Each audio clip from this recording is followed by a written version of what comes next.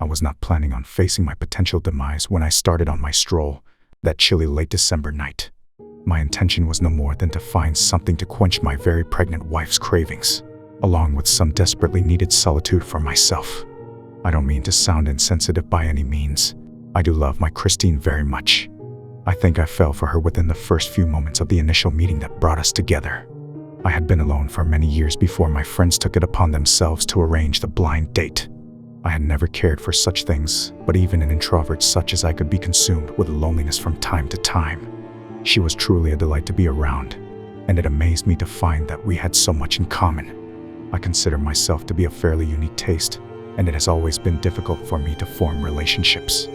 My small circle of friends had been in my life for what felt like centuries sometimes, but I never could have predicted they would be the ones to introduce me to my soulmate. We married within mere months of being together. I worried we were rushing things a bit, that perhaps we had not yet outgrown our honeymoon phase, but I had never been so happy in my life. Over the years, our love for each other never grew stale or predictable, and when she became pregnant, we were overjoyed at the thought of bringing a new member into the family. Unfortunately, my poor Christine endured some complications over the last few months and has found herself mostly bedridden. I have done my best to be the loving and supportive husband she has needed over this troubling time, but this has left little room for me to be alone with my thoughts, a necessity for the introverts of the world. So, when she had a late-night craving, I was more than happy to take it upon myself to head out for a spell. She was hesitant to let me leave, as it was getting quite late, and surely few stores would still be open. I assured her I would be able to track something down, but she still practically begged me to stay home. There had been a rash of killings of late in our humble little town, but the victims had primarily been brunette women, 4 dark-haired ladies, and 3 men of no distinct pattern to be precise. Our local sheriff feared a serial killer was at large, but I presumed he had just watched entirely too many crime shows. Perhaps I was too quick to dismiss his suspicions, as well as proving a little too eager to escape the house for a bit, but I understood Christine's concerns. I promised her I would keep my phone handy should she need me, before I kissed her on the forehead and made my way out into the night. It may have been wiser for me to arm myself with something more intimidating than my trusty pocket knife, but I wasn't overly concerned. This wouldn't be the first time I had braved the brisk night air for a midnight snack for my love, and I'm sure it won't be the last. So, I left out for my stroll, leaving the snow-covered car parked. It would have obviously made my trip faster had I chosen to drive, but I wasn't the biggest fan of driving on slippery roads. Plus, the walk would allow much more time for me to enjoy a bit of solitude. Once I was far enough away from the house, I lit a cigarette. My wife wasn't exactly fond of the habit that had been a part of my life since my teen years, but that wouldn't stop me from sneaking a few in when I got the chance. This was another thing that was far rare of late. There are worse things people do behind their spouse's back, so I wasn't exactly burdened with guilt over it. She does have an uncanny sense of smell, though. I always keep hand sanitizer and a small bottle of cologne in my jacket pocket for such occasions. Normally, on nights like these, she would be too distracted by whatever goodies I brought her to be concerned with whether or not I had snuck in a smoke or two. Within 15 minutes, I was pushing through the door of the Gas and Sip. It was a decent little convenience store, which they had all decked out in Christmas flair. I toured the snack hall while the little drummer boy echoed from the speakers above my head. I always look forward to hearing the festive music in the stores this time of year, though many would just have the droning elevator-style tunes for ambient background music. Fortunately, my old buddy Eduardo, behind the counter, made sure to provide songs from his own playlists. Many gas stations wouldn't provide such things for their guests' brief visitations, but I think Ed did it more for himself than anyone else. There were only 2 other people in the store at this hour, an older gent scratching lottery tickets up front, and another guy in the back, sporting a brown hoodie and a thick winter coat. I couldn't see his face, but he appeared to be just aimlessly window shopping. I couldn't help but wonder if he was just waiting for the place to clear out so he could pull a gun on Ed. But he'd only have himself to blame when my friend would inevitably draw the 12 gauge he kept under the counter. I shouldn't just presume anyone's ill intent just because they seem to be trying too hard to be inconspicuous. But the world has become a crazy place.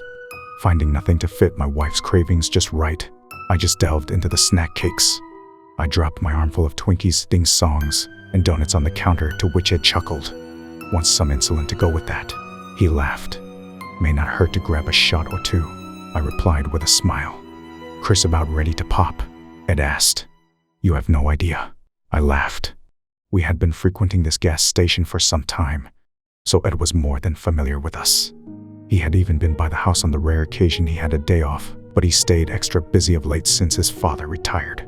The store was family-owned, but he hoped to be able to hire a few more hands after the first of the year. God knows the poor guy needs a break.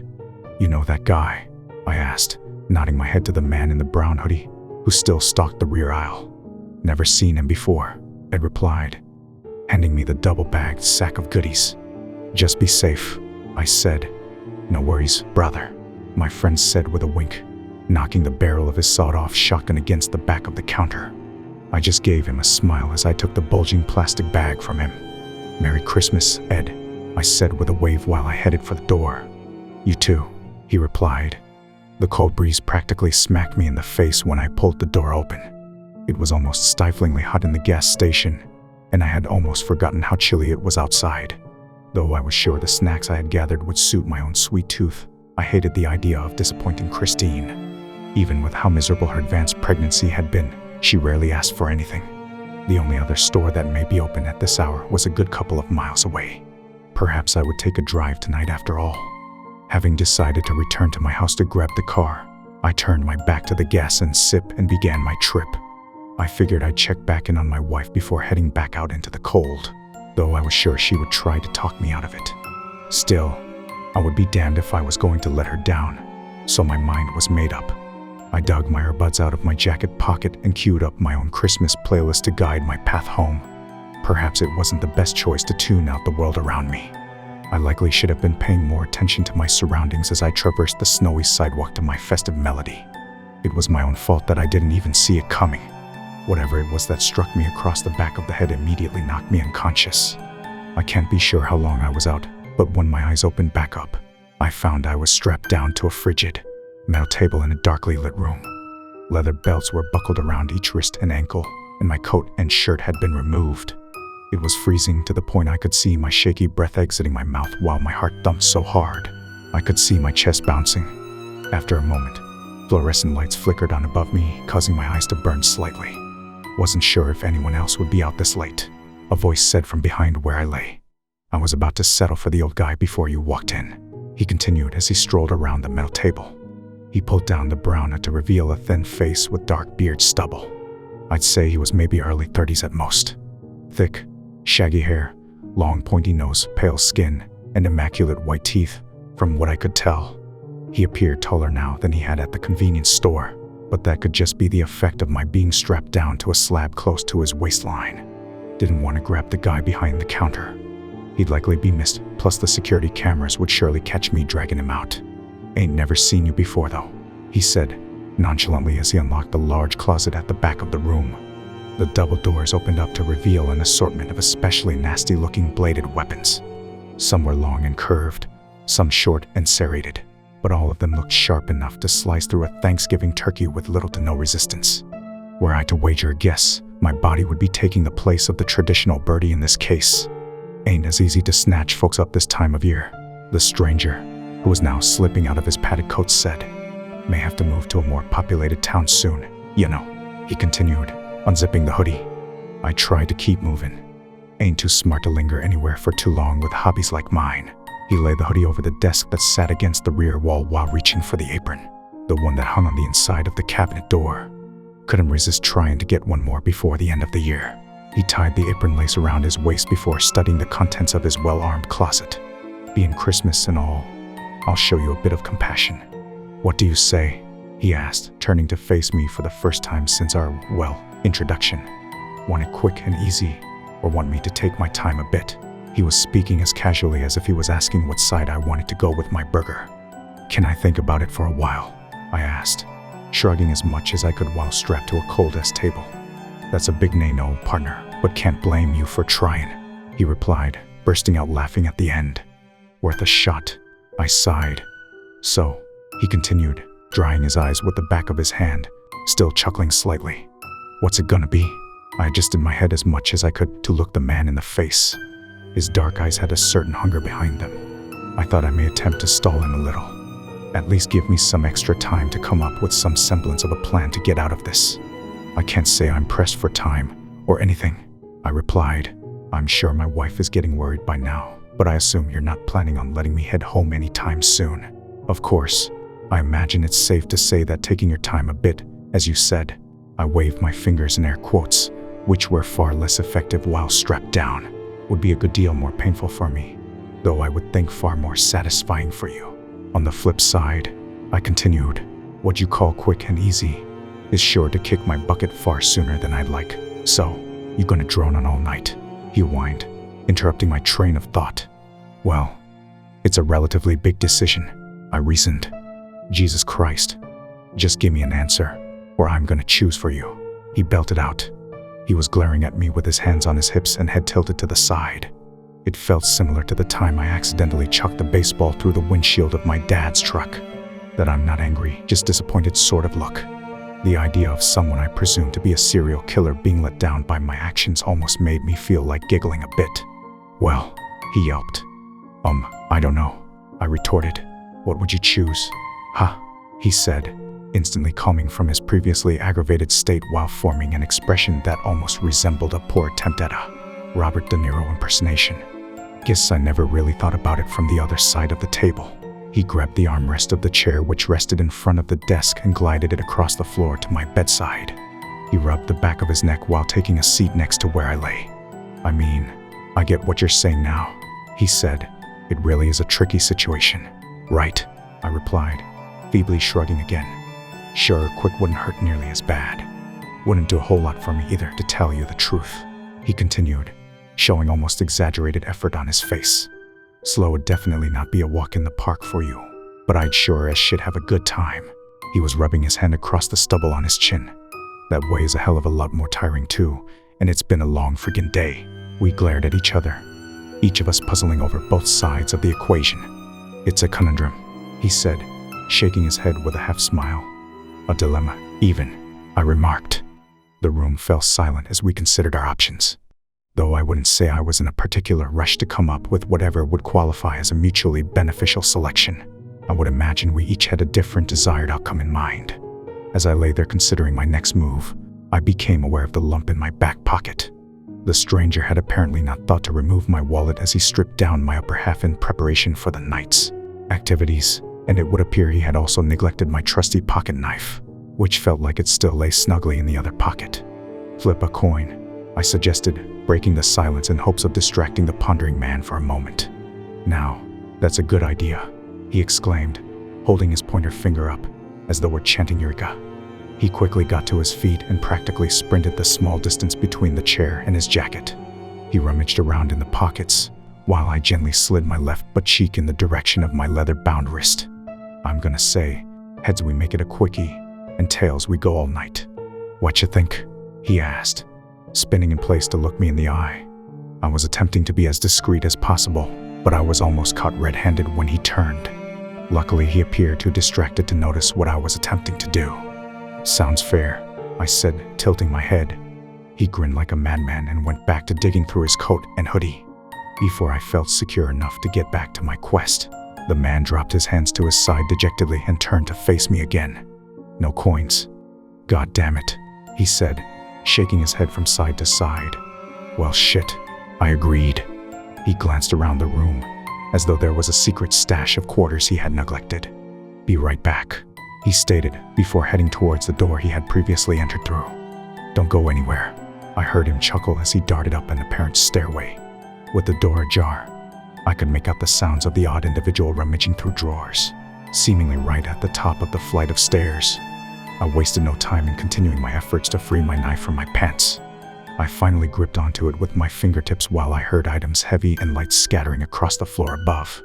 I pulled my weapon of choice free and flipped the blade open. I slipped it between the strap and my wrist and quickly began carving through the belt.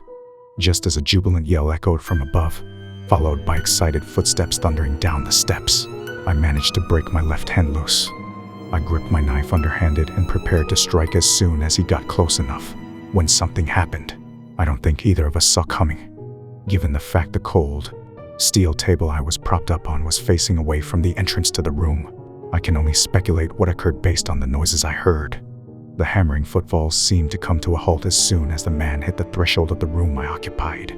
There was a loud snapping sound, followed by the beginning of an F-bomb leaving the man's lips, accompanied by a screeching oath. I then found myself able to view the shaggy dark hair of the man as he slid face first across the floor to my right, while a shiny nickel rolled toward the cupboard full of nasty carving tools. The complete absence of anything audible afterward left me to conclude that he had knocked himself out cold. I took the opportunity to unbuckle the belts around my other wrist and ankles before heaving the man from the ground to the table I had previously occupied. Unfortunately, by cutting through the left strap rendered me unable to buckle all of his limbs, so I simply sliced through a few tendons in his forearm while he slept. I managed to locate my shirt and jacket, which had been tossed on the plastic-lined floor in the corner of the room. Once I felt the warm blood make its way through my extremities again, I dug through the stranger's jacket in hopes of finding a phone to call my wife. I could only assume my own device was still on the side of the road I was abducted from, but I had committed Christine's number to memory since our first official date. Not only was my search successful in locating a phone, but I also recovered a set of keys. I had absolutely no clue where I was at the moment, but I should be free to use whatever vehicle these operated when I was done here. With his device in hand, I was finally able to check on what time it was. Seeing that it was a little after 4 in the morning, I had little doubt that my love would be bordering on frantic at my delayed return home. Even though I was calling from an unfamiliar number, she answered within 2 rings, and, as predicted, she was bordering on tears when she heard my voice. I informed her what had happened and assured her I would be home as soon as I was able. Even though I had little choice in the matter, I still apologized for not being able to track down what she had a hankering for. Still, I promised I would bring her home the heart of the dark-haired man who now lay strapped to the cold metal table. She had been craving nothing but brunette women for a while now, but she still sounded delighted when I promised to bring her the tasty snack momentarily. It wasn't always easy being married to a werewolf, but my own unique talents paired with hers quite nicely. Even more so since her pregnancy rendered her unable to hunt for the last few months. I must say, the wealth of tools I now had access to would make things much easier for me. Though I was very skilled with my trusty pocket knife, it's always a bitch to get through the sternum, especially on these cold nights when I can barely feel my fingertips. "I'll be home soon, baby," I said to Christine, making kissing noises into the phone, while the man bound to the table was moaning himself back to awareness. He spilled a mass of profanities and grunts when he realized that we had switched positions. I pulled his apron over my head and tied the cord around my waist while he writhed and shouted. "So," I said, interrupting his alarmed curses when he realized he could not control his left arm. "Would you like it quick and easy, or should I take my time?" I asked. His reply was not very helpful, as it only concerned the variety of things he would like to lodge between my buttocks. Fortunately, while the stranger continued to rage on, I noticed the light reflecting off the shiny nickel that lay at the base of the tool closet. "Heads," I exclaimed, retrieving the coin from the floor. "Looks like quick and easy for the win," I continued before reaching for his phone once more. I made a quick search for a festive playlist to provide a joyful soundtrack for the work ahead. I smiled as I shuffled through the vast menu of Christmas tunes, with the knowledge I would be back in my wife's loving arms soon.